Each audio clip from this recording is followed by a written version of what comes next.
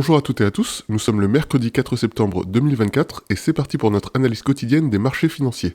Alors on se rend tout de suite sur Signaux comme d'habitude et on va regarder un petit peu ce qu'on a aujourd'hui. Côté Forex, on a de l'euro contre de la livre en 1 heure. Alors ici on voit une tendance de très court terme qui est en cours de formation. Ici on voit qu'on a 2 points trop rapprochés, donc pour l'instant je ne vais pas tenir compte de cette opportunité. Du dollar US contre du yen en 1 heure.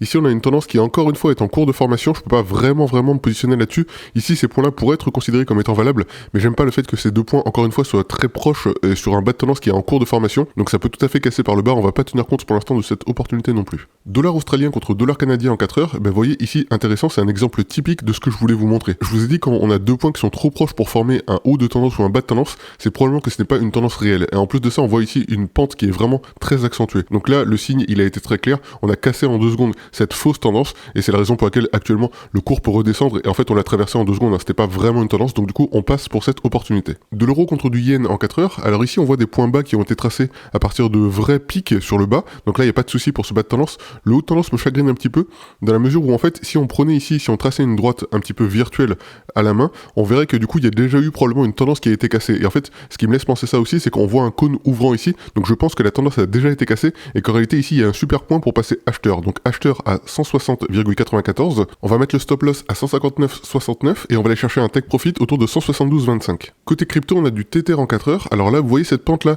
je pense encore une fois qu'elle est trop accentuée et que du coup il vaut mieux ne pas tenir compte de cette tendance et de cette opportunité pour le moment, donc on passe. Côté action, on a du L'Oréal en 4 heures, alors ici certes ces 2 points là sont trop rapprochés, donc c'est pas encore le moment de considérer ça comme étant une vraie tendance de moyen terme, néanmoins je considère la chose suivante, ici on a un vrai point d'attaque qui est sur un plus haut, et ici on est en train de former potentiellement un plus haut, donc dans les jours à venir il sera intéressant de suivre cette action et voir si éventuellement on n'aura pas la possibilité d'avoir une belle opportunité qui se crée soit à la vente soit à l'achat, donc affaire à suivre. BNP Paribas en 1 jour, alors ici on a une tendance qui est vraiment trop bullish pour pouvoir être prise en compte, et en plus de ça on a 2 points ici qui sont trop rapprochés, donc on passe. BNP Paribas, mais cette fois-ci en 1 heure, alors là ici le haut de tendance ça me va, par contre le bas de tendance ça me va pas du tout, on n'a pas encore eu notre second point, donc on passe encore une fois sur cette opportunité. Air France KLM en 4 heures, ici on a quelque chose d'intéressant sur le bas de tendance, on pourrait même prolonger ici cette droite de bas de tendance, par contre le haut de tendance il s'est formé à partir d'un point ici que je considère pas comme étant valable, donc du coup on va passer notre chemin là-dessus. Stellantis en 1 heure, on a quelque chose qui peut être intéressant à suivre pour les intradés, à savoir que ici on peut prolonger cette droite de haute tendance, ça va, c'est cohérent, par contre le bas de tendance on n'a pas encore eu réellement ce second point ici qui permettrait de définir ce bas de tendance, donc pour l'instant je dirais qu'il vaut mieux ne pas se positionner, mais affaire à suivre, notamment pour les intradés, voir s'il y a une possibilité de passer acheteur un peu plus tard dans la journée. Engie en 1 heure, c'est intéressant sur le haut de tendance, par contre le bas de tendance ne s'est pas formé réellement, donc on passe encore une fois. Capgemini en 4 heures, ici il y a plusieurs choses qui m'embêtent. D'abord ici, je sais pas pourquoi c'est ce point-là et pas celui-là ou celui-là qui a été pris en compte sur le bas de tendance. Ensuite sur le haut de tendance, on voit que c'est celui-ci qui a été pris comme un second point, or on est juste à côté, donc c'est peut-être un peu trop tôt. Et en plus de ça, ici on a un cône ouvrant, donc pour ma part c'est vraiment un signe, il faut pas rentrer dedans. Capgemini en 1 heure, ici on a une tendance avec un cône fermant, on passe tout de suite. Edenred sur du 1 heure, ici j'aime pas la forme de cette tendance parce que ces 2 points sont trop rapprochés, donc encore une fois on passe. Et Safran en 1 heure, ici on a quelque chose qui m'embête un petit peu, le haut de tendance est assez intéressant, par contre le bas de tendance j'aurais aimé qu'il se forme sur un vrai creux, et ici du coup qui se forme à partir de ce point là pour aller chercher ici un second point, donc pour l'instant pour moi il vaut mieux rester en dehors de cette opportunité. Côté futur on a du cuivre en 1 heure, là je vois qu'on a cassé un bas de tendance de court terme, je pense néanmoins qu'il y a un pullback à venir, donc ici à mon avis on pourra passer long autour de 4,10, mettre un stop loss autour de 4,08 et take profit autour de 4,26. Le brut en 1 heure, on voit qu'on a une tendance de court terme qui est en train de se former, je pense que c'est un peu tôt pour venir se positionner, mais affaire à suivre dans les heures à venir, je pense qu'il y a quelque chose d'intéressant qui peut être joué notamment pour les intradés. Alors moi je me positionnerai pas forcément acheteur dans ces cas-là, mais plutôt ici vendeur dans le cas où on irait taper à nouveau sur un haut de tendance. Le Brent en 1 jour, là par contre c'est très intéressant, on voit ici un haut de tendance qui s'est bien formé sur du long terme, un bas de tendance qui est en train de casser avec un cône légèrement ouvrant, je pense qu'ici il faudrait presque tenter de passer short au prix du marché, c'est-à-dire à 73,27, stop loss autour de 74,43, et on pourrait aller chercher ici un take profit autour de 64 à peu près. Et en 4 heures sur le Brent on retrouve quelque chose de similaire, on voit un haut de tendance qui est vraiment bien formé, un bas de tendance qui est en train de se laisser casser, donc je pense encore une fois qu'il y a une belle opportunité pour passer vendeur, donc là même pour les intradés, 73,19 short, on va mettre un stop loss autour de 73,91 et on va aller chercher un take profit autour de 66,79. L'avoine en 1 jour, comme je vous l'avais dit, c'est super dangereux pour l'instant de se positionner sur les céréales. Là vous voyez il est venu taper sur un haut de tendance, il est redescendu mais il est remonté d'un seul coup, donc là vraiment à mon avis pour l'instant c'est pas le bon moment pour se positionner sur le marché des céréales. Et le blé en 4 heures, encore une fois je vous ai dit, restez en dehors du marché des céréales, il se comporte vraiment de façon très étrange en ce moment, donc pour ma part je reste en dehors de cette opportunité. Au niveau des tendances côté Forex, on a du dollar contre du franc suisse en 4 heures, là il n'y a rien de particulier à dire, on a une formation qui est en cours sur un bas de tendance qui est en train de se créer, on reviendra un peu plus tard dans les jours à venir, voir s'il y a une opportunité qui peut être intéressante. Euro franc suisse en 1 jour, là on est sur une très belle tendance de long terme, malheureusement on est en plein milieu de cette tendance, donc pour l'instant il faut juste attendre et voir comment ça évoluera dans les jours à venir. Et euro franc suisse, mais cette fois-ci en 4 heures, même topo, ici on a quand même une belle tendance de long terme, malheureusement on est en plein milieu de cette tendance, donc du coup pour l'instant on attend et on verra. Au niveau des cryptos, on a du Bitcoin en un jour. Alors là, effectivement, on voit cette baisse qui était à prévoir, hein. Je vous en avais parlé à plusieurs reprises. Je vous avais dit qu'il irait probablement chercher autour de 55-56 000.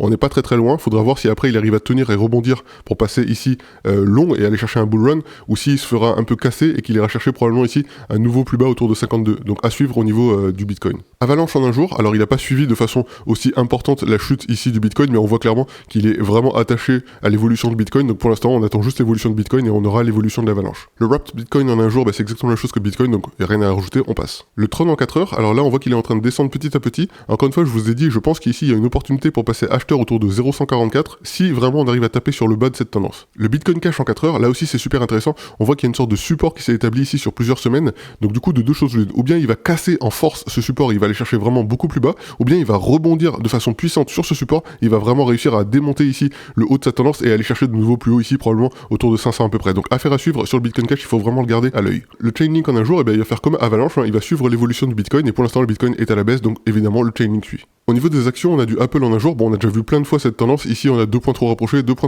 on passe. Amazon en une heure. Ici, on voit une tendance de très court terme qui est en train de se former. Le bas de tendance pour moi est correct. Par contre, le haut de tendance manque un petit peu pour l'instant d'écart entre les points hauts. Je dirais qu'éventuellement pour un intraday, ça peut être intéressant de tenter ici une opportunité à 173,01 pour passer acheteur. AMD en 4 heures. Ici, 2 points trop rapprochés, on passe. Intel en 4 heures. Alors, le haut de tendance commence à se définir. Ici, on voit qu'il y a eu un super rejet. Par contre, ici, le bas de tendance, je suis pas sûr de vraiment pouvoir tenir compte de ça comme étant un vrai point d'entrée. Donc, pour l'instant, moi, je vais pas me positionner là-dessus. Alibaba en 4 heures. Alors ici, on voit qu'on a eu une montée importante, ici on voit qu'on a une petite pause, je pense qu'il va ensuite poursuivre sa montée et qu'on pourrait éventuellement remonter notre take profit pour aller chercher ici 86,75. Crédit Agricole en 4 heures, alors là on voit une belle tendance de moyen terme qui est en train de se former, il y a eu un beau rejet ici sur ce nouveau point du coup qui peut être établi comme étant un second point de haute tendance. À mon avis, ce qu'il faudrait attendre ici c'est une remontée au niveau du cours à 14,16 et auquel cas passer vendeur ici. Pernod Ricard en une heure, ici on a une tendance qui est quand même vachement bullish, je sais pas vraiment si elle peut être considérée comme étant valide, éventuellement pour les intradés ça peut être intéressant de se positionner au marché ici acheteur, 127,8 et tenter ici de rallier de nouveau plus haut, mais vraiment il y a un petit danger quand même sur la forme de cette tendance. Edenred en un jour, on a une belle tendance de long terme, malheureusement on est un peu en plein milieu de cette tendance, donc pour l'instant il n'y a pas grand chose à en dire, on passe. Safran en un jour, donc là on a un beau bas de tendance, le haut de tendance j'aime moins parce que les deux points sont rapprochés,